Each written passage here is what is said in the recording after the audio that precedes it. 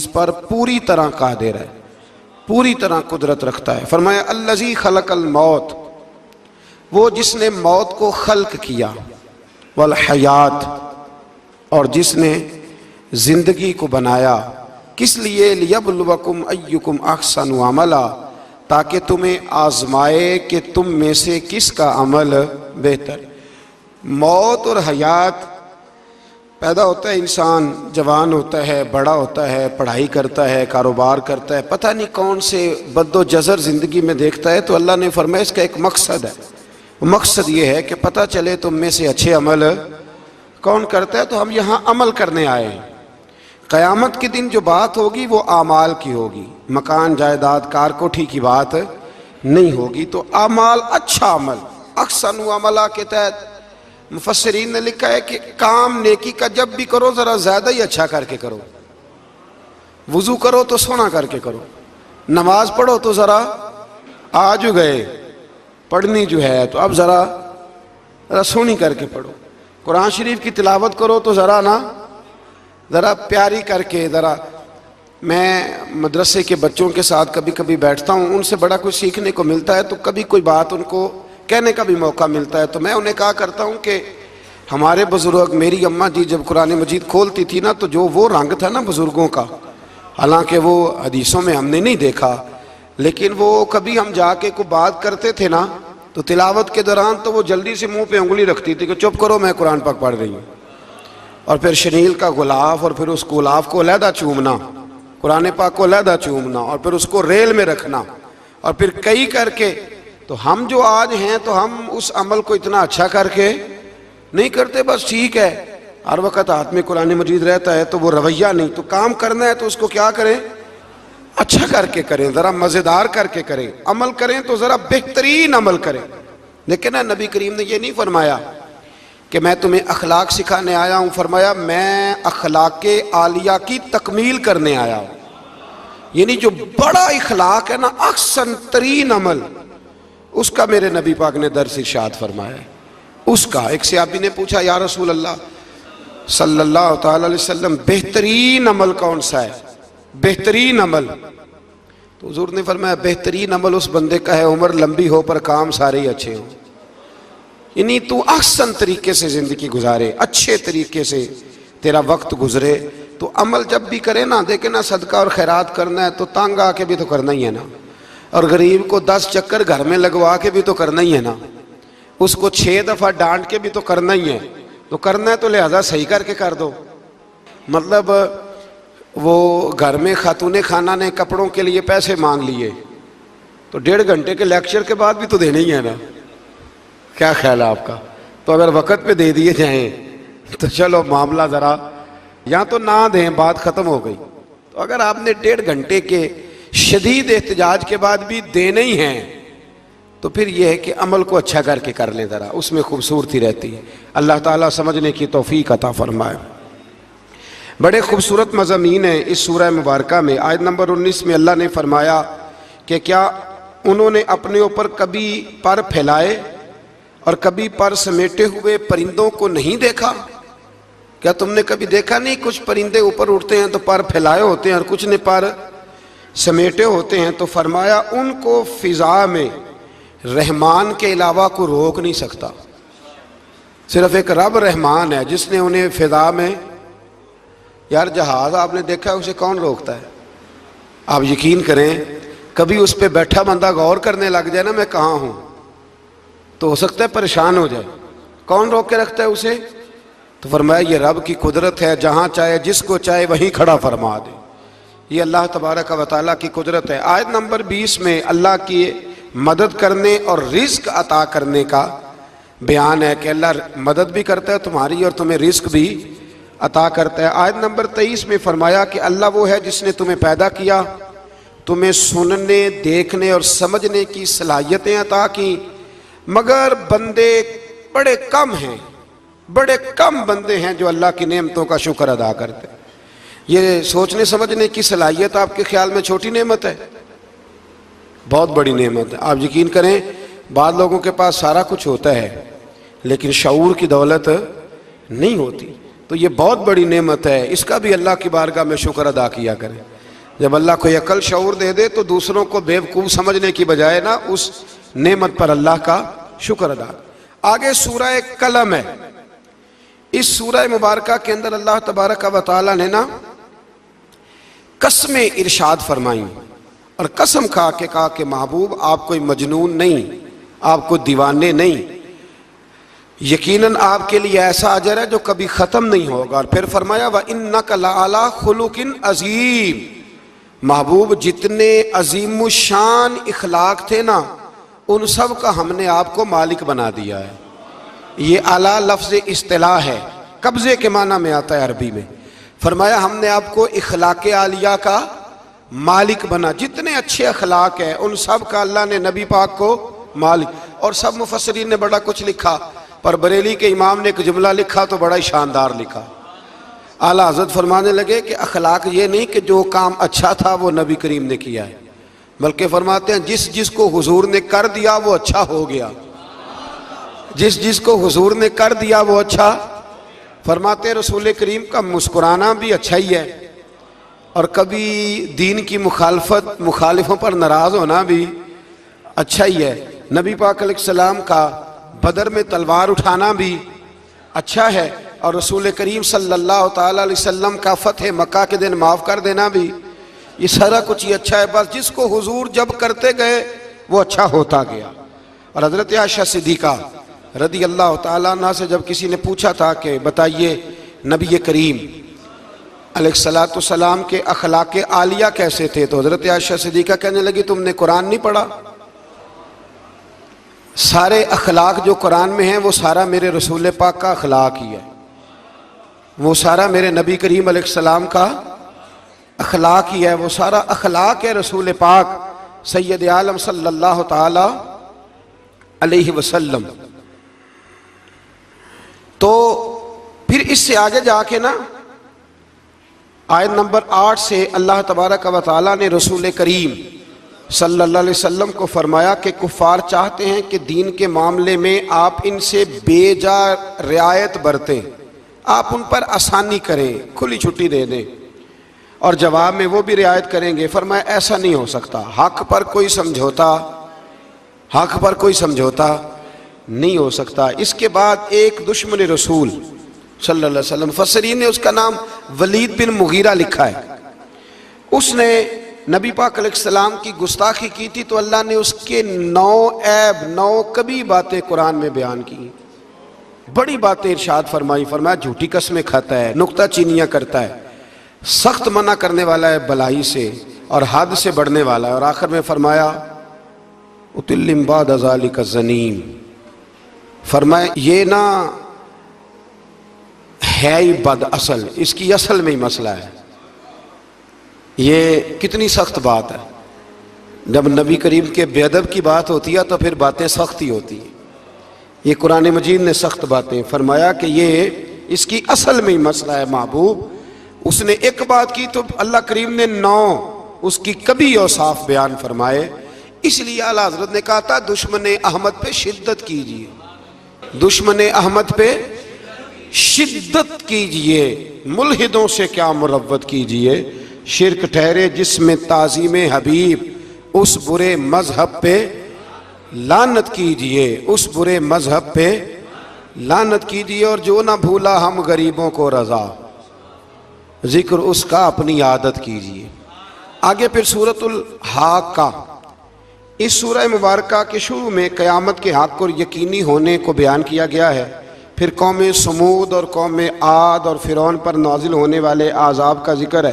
یہ سارے مضامین پہلے بیان ہو چکے ہیں نا جی، ماشاءاللہ تفصیل سے ہم سن چکے ہیں، قوم عاد، قوم سمود، ان سب کے بارے میں اس سورہ مبارکہ میں اللہ نے بیان فرمایا۔ اسی سورہ کی آیت نمبر 19 سے بتایا کہ قیامت میں جس کے نامہ اعمال اس کے دائیں ہاتھ میں دیا جائے گا، یہ اس کے سرخ رو ہونے کی علامت ہوگی۔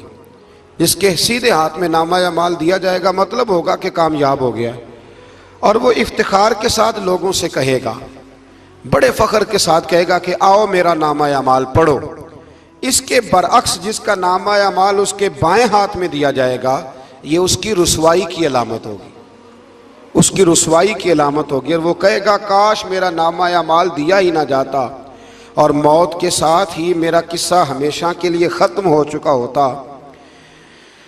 جس کا بھی نامہ اعمال سیدھے ہاتھ میں، ہمارے بزرگ فرماتے ہیں کہ سیدھے ہاتھ سے لینا دینا حضور کی سنت ہے، کوشش کریں لیں بھی سیدھے ہاتھ سے، دیں بھی، کھائیں بھی سیدھے ہاتھ سے۔ فرماتے ہیں عادت ہی سیدھے ہاتھ کی بنا لو، جب قیامت میں فرشتے نامہ اعمال دینے لگے تو عادت ہی سیدھے ہاتھ کی ہو، عادت ہی سیدھے ہاتھ کی ہو، عادت، اور سیدھے ہاتھ سے لیں، سیدھے ہاتھ سے ہی دیں۔ قیامت میں جس کا نامہ اعمال سیدھے ہاتھ میں دیا جائے گا سمجھیے وہ کامیاب ہوا۔ اور جب جس بچے کی فرسٹ پوزیشن آئی ہوتی ہے نا، وہ رزلٹ کارڈ سارے محلے کو دکھاتا ہے، اور جو فیل ہو جاتا ہے وہ ابا جی کو بھی نہیں دکھاتا، وہ کہتے ہیں کہ وہ ابھی آیا نہیں، ملا نہیں۔ قیامت کے دن بھی جو کامیاب ہوں گے نا وہ دنیا کو بتائیں گے کہ اللہ نے فضل کر دیا ہے، اور جو ناکام ہوں منہ چھپاتے پھریں گے۔ اللہ ہمیں پردہ پوشی عطا فرمائے۔ پھر آگے سورۃ المعارج ہے۔ اس سورت کے شروع میں ہی عذاب قیامت کا ایک بار پھر بیان ہے کہ حشر کا ایک دن 50,000 سال کے برابر ہوگا، آسمان پگھلے ہوئے تانبے کی طرح ہو جائے گا، اور پہاڑ دھنی ہوئی رنگین اون کی طرح ہو جائیں گے، کوئی کسی کا پرسان حال نہ ہوگا۔ اس وقت مجرم یہ تمنا کریں گے کہ بیوی بھائی رشتہ دار، بیوی بھائی رشتہ دار اور تمام اہل زمین سب کو اپنا فدیہ دے کے اپنی جان چھڑا لیں، سب کو دھونس دے آگ میں لیکن اپنی جان چھڑا لیں۔ اس دن انسان کا یہ حال ہوگا۔ یہ جو کچھ لوگ، میں نے پہلے بھی کہا تھا کہ کچھ لوگ نا مذاق اڑاتے ہیں قیامت کے عذاب کا، قبر کے عذاب کا، یہ بات درست نہیں ہے۔ دیکھیں نا کہ اللہ تعالیٰ نے قرآن مجید کی واضح آیات میں عذاب کا ذکر فرمایا ہے۔ کیوں فرمایا ہے؟ کہ لوگ اس عذاب سے ڈرے، اس سے بچنے کے لیے تیاری کریں، یہ بیان فرمایا۔ اب یہاں لوگ مذاق اڑاتے ہیں معاذ اللہ تعالیٰ، کہتے ہیں دیکھو جی فلاں مولانا کہہ رہے تھے بچھو آئیں گے تو یہ ہوگا، خدا کے بندو مولانا کون ہوتے ہیں؟ مولانا کون ہوتے ہیں یہ بات کرنے والے؟ یہ تو حدیثوں میں آئی، قرآن مجید کی آیات میں آئی۔ آپ مذاق نہیں اڑائیں بلکہ کوشش کریں کہ اللہ تبارک و تعالی ہمیں سمجھنے کی توفیق عطا فرمائے۔ پھر آیت نمبر 19 سے انسان کے کم حوصلہ ہونے، مصیبت کے وقت گھبرا جانے اور نفع پہنچنے کی صورت میں بخل کرنے کا ذکر ہے۔ فرمایا بڑے کم حوصلے والا ہے، مصیبت کے وقت گھبرا جاتا ہے، اور اگر اسے ہم نفع دیں نا تو جب نفع ملے تو چاہیے تھا نا سخاوت کرتا، تو اس وقت کیا کرتا ہے؟ بخل کرتا ہے، کنجوسی کرتا ہے۔ اللہ فرما رہا ہے، نبی پاک علیہ الصلوۃ والسلام نے فرمایا یہ جو سخی ہوتا ہے نا، فرمایا یہ سخی بندوں کے دل کے قریب بھی ہوتا ہے، اللہ کے قریب بھی ہوتا ہے، اور جنت کے قریب بھی ہوتا ہے۔ اور فرمایا یہ جو بخیل ہوتا ہے نا، بخیل، یہ بندوں سے بھی دور ہی ہوتا ہے، بندوں سے بھی دور ہے، جنت سے بھی دور ہے، اور اللہ تبارک و تعالیٰ کے قرب سے بھی دور ہے۔ اور حضور فرماتے ہیں جب صبح سورج طلوع ہوتا ہے تو فرشتہ دعا کرتا ہے اللہ سخی کو زیادہ عطا فرما، اور کہتا ہے یا اللہ جو کنجوسی کرے نا اس سے روک لے، اسے نہ دے، اس لیے کہ جب وہ نہیں دے رہا۔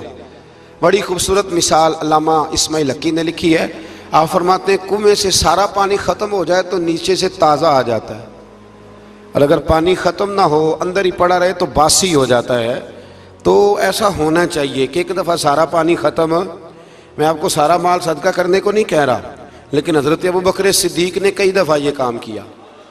ہجرت کی رات بھی سارے پیسے ہی لے گئے، تبوک کے دن بھی سارے پیسے خرچ کر دیے، حضور نے اعلان کیا تو سارے پیسے ہی۔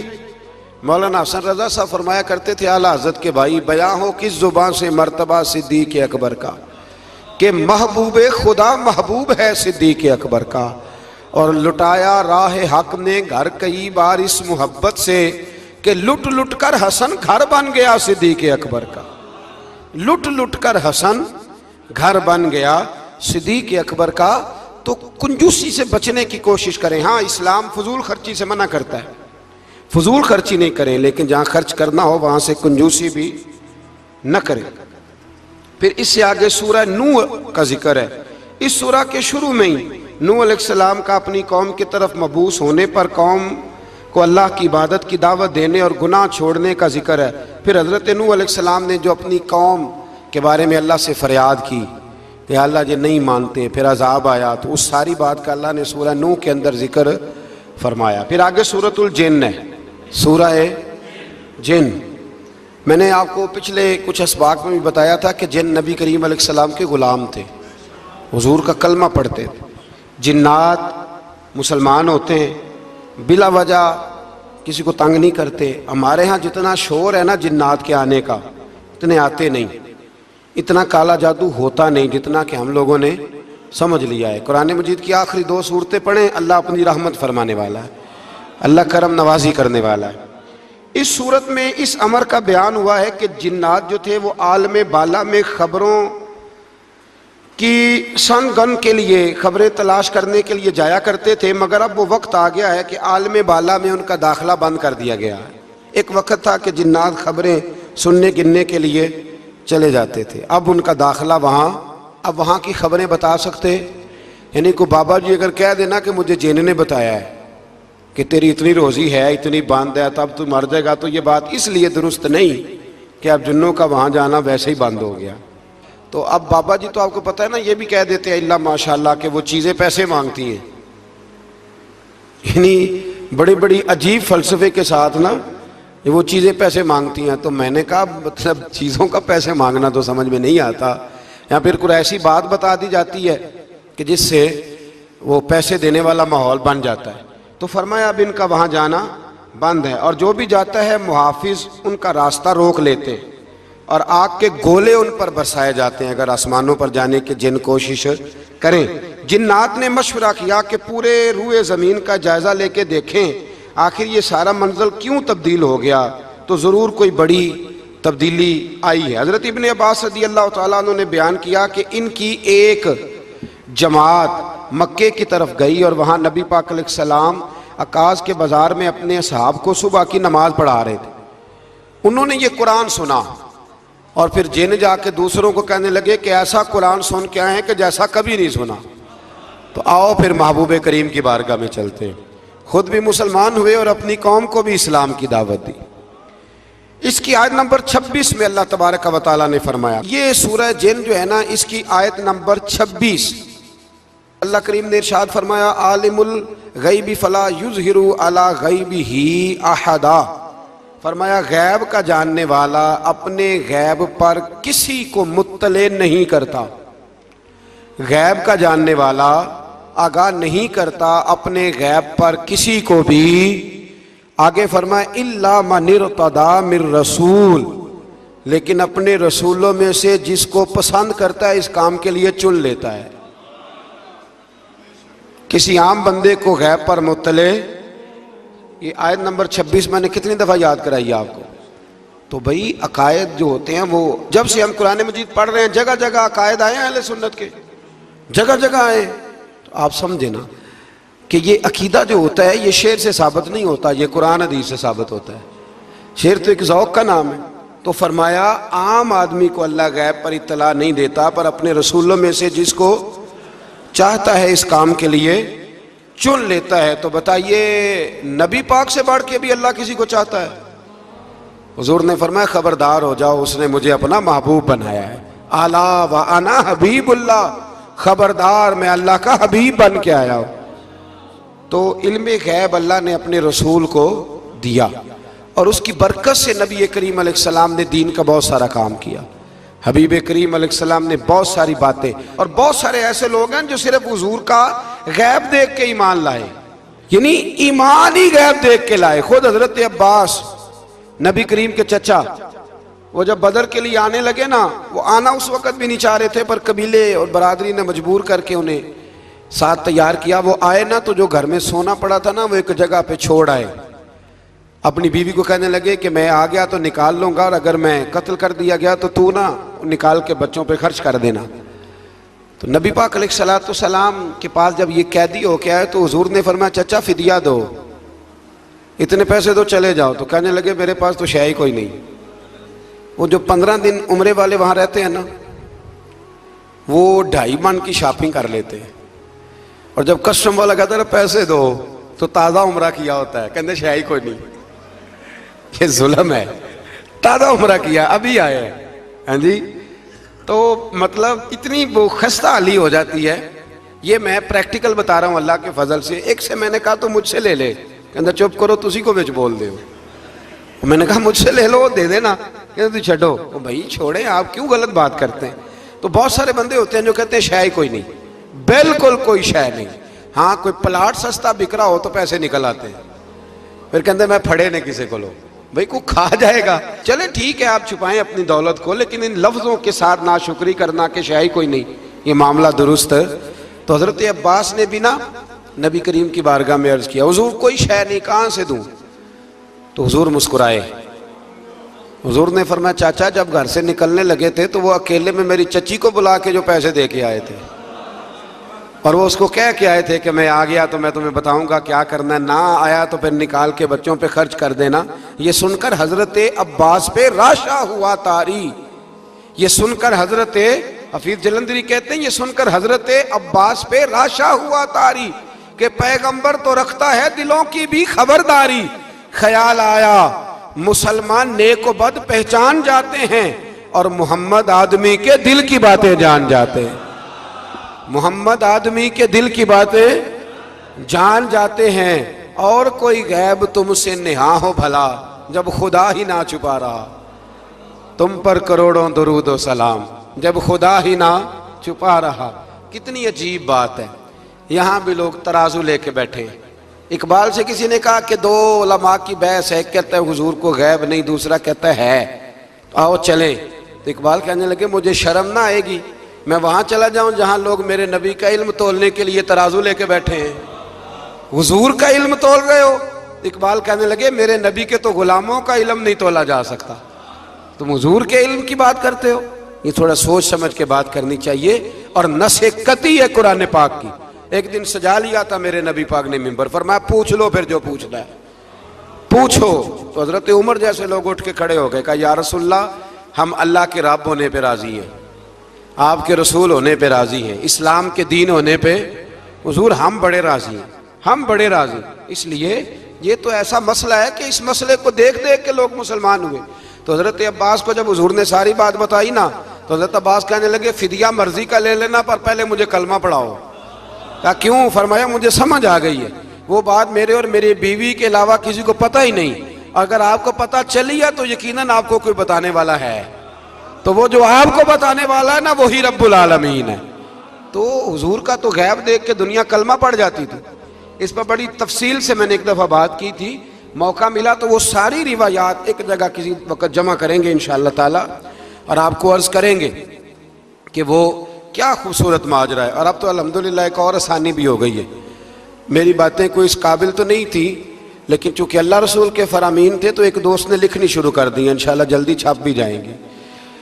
تو عرض کرنے کا مقصد یہ ہے کہ یہ چیزیں آئیں گی اور آپ کو بتائیں گے کہ اللہ نے اپنے محبوب کریم کو کس طرح غیب کے خزانوں کی کنجیاں عطا فرمائی ہوئی. تو اس سے آگے پھر سورہ مزمل شروع ہوتی ہے. سبحان اللہ. سورہ یا ایھا المزمل, کہا او چادر اوڑھنے والے محبوب, قم اللیل الا قلیلا, ساری رات نہ بیدار رہا کر, تھوڑا آرام بھی کر لیا کر, تھوڑا سا. کیا کہا حضرت نے؟ خدا کی رضا چاہتے ہیں دعا لو, خدا چاہتا ہے رضا. اور درویش کہتے ہیں رب آکھیا سونے محبوبہ تیرے 100 ناز اٹھانا ہاں, لوکی میریاں قسماں چاندے نے میں تیریاں قسماں چاہنا. کہا اے میرے پیارے حبیب, اے چادر اوڑھنے والے, تھوڑا آرام بھی کیا کریں. حضور ساری رات نماز پڑھتے تھے نا, تو اللہ نے کہا محبوب تھوڑا آرام بھی کیا کریں. پھر اس میں بڑے خوبصورت چیزیں اللہ کریم نے بیان فرمائی ہیں, قیامت کی ہولناکیوں کا بھی ذکر فرمایا ہے. پھر آخر میں فرمایا کہ تم اپنی بھلائی کے لیے جو کچھ بھی آگے بھیجو گے اس کو اللہ تعالیٰ کے پاس اس سے بہتر اور زیادہ ثواب والا پاؤ گے.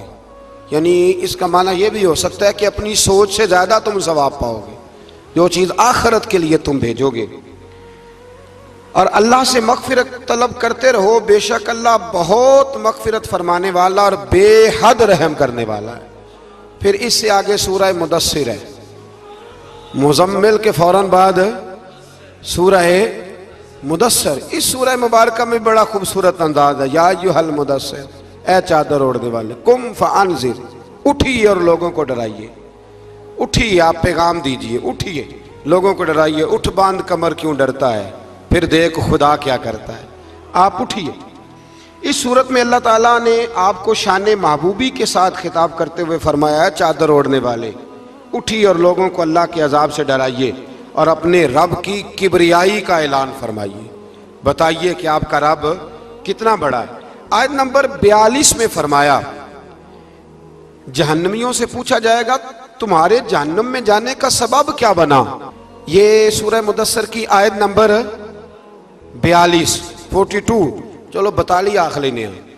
आयत नंबर 42, जहन्नमियों से पूछा जाएगा जहन्नम में आए हो तो सबब क्या बना। तो वो पहला सबब बताएंगे कि हम नमाज पढ़ने वालों में से ना थे। पहला सबब दोज़ख में जाने का नमाज ना पढ़ना है। रमज़ान के बाद भी पढ़ेंगे इंशाअल्लाह, और ईद वाले दिन भी पूरी 5 पढ़नी है इंशाअल्लाह, पूरी 5। ये नए कपड़े लोगों को बाद में दिखाना, पहले सवेरे पहन के ना रब की बारगाह में जाओ।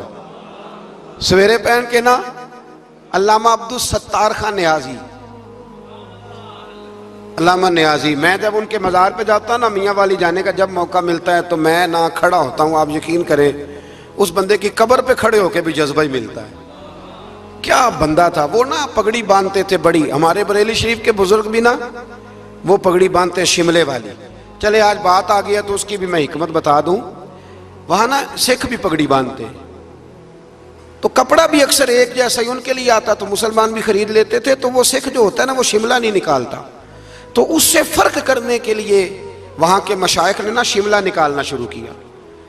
तो मैं शादी बांधा करता था, तो एक दफा मुझे हजरत मुफ्ती तहसीन रजा साहब रहमतुल्लाह ताला अलैह फरमाने लगे शिमले वाली बांधा करो। तो मैंने कहा हुजूर अब छोटे लोगों को तो अच्छी नहीं ना लगती। तो फरमाने लगे लोगों को थोड़ी दिखानी है, ये तो रसूलुल्लाह की सुन्नत है, तो आप शिमले वाली बांधे। जब हम जो कह रहे हैं, तो मैं भी अक्सर वो पगड़ी बांधता हूँ, और कभी बहुत बड़ी बांधते थे। तो अल्लामा न्याजी पगड़ी बांधते थे, तो जिन लोगों ने देखा बड़ी ऊंची होती थी, वो बड़ी ऊंची पगड़ी और हाथ में छड़ी होती थी, और कभी वो तकरीर करते थे तो जमीन पे लगाते थे, तो पता चलता था कि मर्द बात कर रहा है। और अल्लामा इकबाल के डायरेक्ट शागिर्द थे अल्लामा अब्दुल सत्तार न्याजी, शागिर्द। वो मदीना शरीफ जाने लगे ना, तो किसी ने उनसे कहा न्याजी साहब ये पगड़ी उतार के जाओ, ये पगड़ी उतार के जाओ। तो अल्लामा न्याजी साहब फरमाने लगे क्यों उतार के जाऊं, पहन के जाऊंगा। जब हुजूर की बारगाह में न्याजी का सर झुकेगा तो शिमला भी झुकेगा, और दुनिया को पता चलेगा जिसका सर कभी कहीं नहीं ना झुकता, इस रोजे पे आके उसकी गर्दन भी झुक जाया करती। इसलिए साथ लेके जानी है पगड़ी, ताकि लोगों को पता चले। तो आप नए कपड़े पहन के ना कभी साज संवर के मस्जिद भी जाया करें, खूबसूरत हो के। कुरान मजीद ने कहा गालिबन नामे पारे में है कि नमाज के वक्त जीनत इख्तियार करो, अच्छे बन के। तो नए कपड़े पहन के ना ईद वाले दिन 5 नमाजें पाबंदी से पढ़नी है इंशाअल्लाह ताला। ये रश देखना है इंशाअल्लाह ताला, पता चलेगा कि रमज़ान के रोज़ों ने असर किया हमारे ऊपर। तो जहन्नमियों से पूछा जाएगा दोज़ख में आने का सबब क्या बना, तो कहेंगे हम नमाज पढ़ने वालों में से ना थे, और दूसरी बात ये कहेंगे कि हम मिस्कीन को खाना नहीं खिलाते थे। दोज़ख में जाने का दूसरा सबब कि तौफीक के बावजूद लोग मिस्कीनों का ख्याल नहीं रखते। और तीसरी बात वो ये कहेंगे कि हम लगव कामों में मशगूल रहते थे। लगव काम, बेहुदा काम उसको कहते हैं जिसका फायदा कोई नहीं। ये बड़े बड़े सियाने लोग गेमें खेलते, सियाने लोग, अक्लमंद लोग। तो ये जहन्नम में जाने का तीसरा सबब कुरान ने बयान किया। लगविया, फट्टे पे बैठ गए, फजूल बात शुरू कर दी। भाई इससे बेहतर था तो कुरान मजीद की तिलावत करता। ऐसे ही बिला वजह लगवियात हैं ये सारी। मैं मना नहीं करता खाना खाने के लिए कभी ज़रूर जाएं, लेकिन ये माहौल ही बना लेना कि आज तुझे पार्टी है तो कल मुझे पार्टी है तो परसों उसको पार्टी है। तो ये शुगल मेला हर वक्त का, मुसलमान के पास तो इतना वक्त ही नहीं। एक दोस्त मुझे कहने लगे कि मैं आजकल बड़ा बोर हो रहा हूँ, तो मैंने कहा तो असल में फारग है, वरना हमारे पास तो टाइम ही कोई नहीं बोर होने का। बंदा मतलब को फुर्सत मिले तो बोर हो ना, पता नहीं कहाँ से लोग टाइम निकाल लेते, अब बोर भी हो लेते। तो आप फारिग लगवियात से बचे। लगव काम करना जहन्नुम में जाने का तीसरा सबब है। ये कुरान मजीद ने इस सूरह मुबारका की आयत नंबर 42 में इरशाद फरमाया। اور چوتھے نمبر پر کہیں گے ہم قیامت کے دن کو جھٹلاتے تھے کہ موت ہمارے سر پہ آ گئی۔ یہ 4 کام ہیں جو جہنم میں جانے کا سبب بنیں گے۔ نماز نہ پڑھنا، پہلا کام مسکین کو کھانا نہ کھلانا، اور تیسرا لغو اور فضول کاموں میں مشغول رہنا، بالکل کوئی فائدہ ہی نہیں، وہ کام کرتے رہنا، بالکل بے معنی بے مقصد کام کرنا۔ اور چوتھے نمبر پہ کہیں گے کہ ہم قیامت کے دن کو، آج بھی کچھ لوگ کہہ دیتے ہیں کہ مریں گے تو دیکھی جائے گی، مثلا کیا دیکھ لیں گے آپ؟ اتنی بڑی جرت، اتنی بڑی، اللہ تعالی ہمیں سمجھنے کی توفیق عطا فرمائے۔ سورۃ القیامہ شروع ہو جاتی ہے جی اس سے آگے۔ اس سورہ مبارکہ کے اندر اللہ تبارک و تعالیٰ نے ان لوگوں کے بارے میں جو آخرت کے منکر ہیں، اللہ تعالیٰ نے قسم ذکر فرما کے ارشاد فرمایا، کیا انسان نے یہ گمان کر رکھا ہے کہ ہم مرنے کے بعد اس کی ہڈیوں کو جمع نہیں کریں گے؟ کیوں نہیں، ہم اس بات پر قادر ہیں کہ ان کی انگلیوں کے پورے جیسے پہلے تھے ویسے ہی بنا دیں گے، یعنی انگلیاں تک تمہاری جمع کر لی جائیں گی، انگلیاں تک۔ قیامت کے دن تمہیں کسی کی قبر کھلی تو اس کو دیکھا کہ ہڈیوں کا پنجر بن گیا، لیکن اللہ اسے بھی قیامت میں جمع فرمائے گا دوبارہ سے۔ اور وہ مثال میں 3 4 پارے میں دے چکا ہوں، جب حضرت ابراہیم علیہ السلام نے جانوروں کا، پرندوں کا قیمہ کر کے رکھا تھا اور کہا پکاریے، تو وہ سارے اپنے پروں پر دوڑتے ہوئے حاضر ہو گئے تھے۔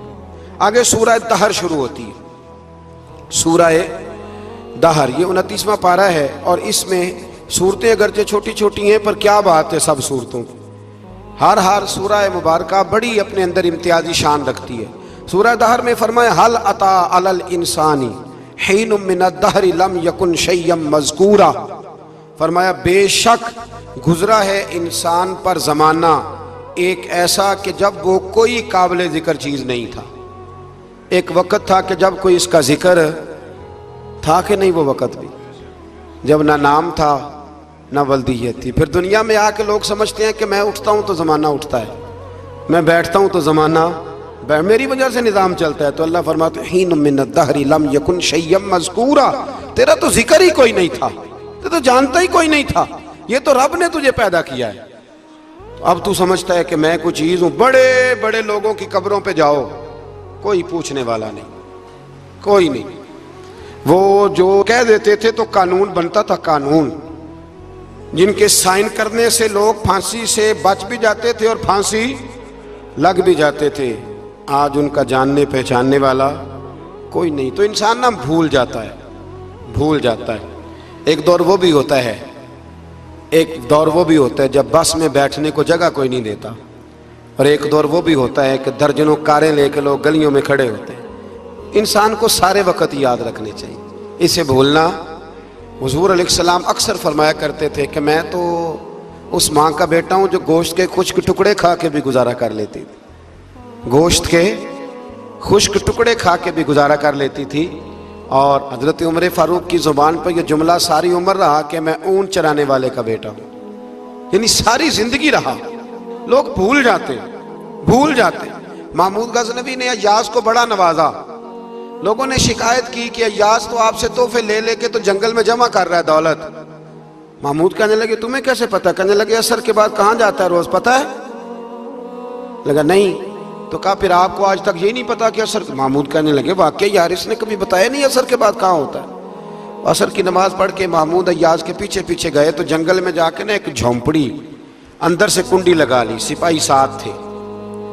محمود نے غصے سے دروازہ بجایا، کھٹکھٹایا، اور ایاز نے جھٹ سے دروازہ کھولا۔ محمود دھکا دے کے اندر گئے تو دیکھا تو ایک پھٹی ہوئی چٹائی، ایک پرانا کرتا، ٹوٹے ہوئے جوتے، ایک پگڑی، اور تھوڑا سا نا سامان ہلکا پھلکا بکھرا پڑا ہے۔ یہ کیا ہے؟ کیوں آتے ہو یہاں؟ بتایا کیوں نہیں؟ تو ایاز کہنے لگے بادشاہ میں یہاں نا روزانہ اپنی اوقات یاد کرنے آتا ہوں۔ کیا مطلب؟ کہنے لگے جب میں تیرے پاس آیا تھا تو یہ والا میں نے پہنا ہوا تھا لباس، یہ میرے گھر کی کل مالیت تھی، تو بادشاہ ہے۔ آج اگر تو ناراض ہو جائے تو کون پوچھ سکتا ہے؟ میں روز آ کے اپنی اوقات یاد کرتا ہوں کہ دوبارہ اگر یہاں آنا پڑے تو مجھے مشکل نہ ہو۔ ملا رومی سے کسی نے کہا تھا خشیت کیا ہوتی ہے؟ تو تو آپ فرمانے لگے ایک مانگنے والی سے ایک بادشاہ نے نکاح کر لیا تھا، مانگتی تھی، بادشاہ کو پسند آ گئی، شادی ہو گئی، تو سارا دن روتی تھی، سارا دن روتی تھی۔ تو اس کی کنیزیں اس سے کہنے لگی کہ بس بھی کر، اللہ کا شکر بھی ادا کر، اتنا تجھے اللہ نے نواز، تو روتی رہتی ہے۔ تو کہنے لگی اس لیے نہیں روتی اس لیے ہوں کہ میں اس قابل نہیں تھی، اور ڈرتی اس بات سے ہوں کہ کہیں میرا سائیں ناراض نہ ہو جائے۔ میں تے گلیاں دا روڑا کوڑا، میں گلیاں دا روڑا کوڑا، تے مینوں محل چڑھایا۔ ایک میرا سنگی نا بڑا مہنگا سویٹر لے آیا میرے لیے، کچھ زیادہ ہی مہنگا تھا وہ۔ میں نے اسے کہا یار یہ رکھ لے تو۔ کہنے لگے ہم لے آئے تو بس قبول کریں۔ تو میں نے کہا میری اماں نا کروشیے سے میرے لیے سویٹر بناتی تھی، کروشیے کی ٹوپی، پتہ نہیں کروشیے کا بھی نئی نسل کو پتہ ہو کہ نہ ہو، تو وہ اماں جی نے بنا کے دیا، تو پھر اس کے بعد میرے چھوٹے بھائی نے بھی پہنا، پھر میرا ایک بھانجا لے گیا چھوٹا، اس نے بھی پہنا۔ تو وہ اتنا مزیدار ہوتا تھا، اتنا شاندار ہوتا تھا کہ جو دھاگے اس میں لگے ہوئے تھے وہ دوبارہ کسی اور جگہ نظر، وہ کہیں اور میسر۔ تو اپنی اصل جو ہوتی ہے اس کا خیال رکھیں، اس کا دھیان کریں، اس پر توجہ کریں، اس پر ضرور غور کریں، یہ بڑی اہم بات۔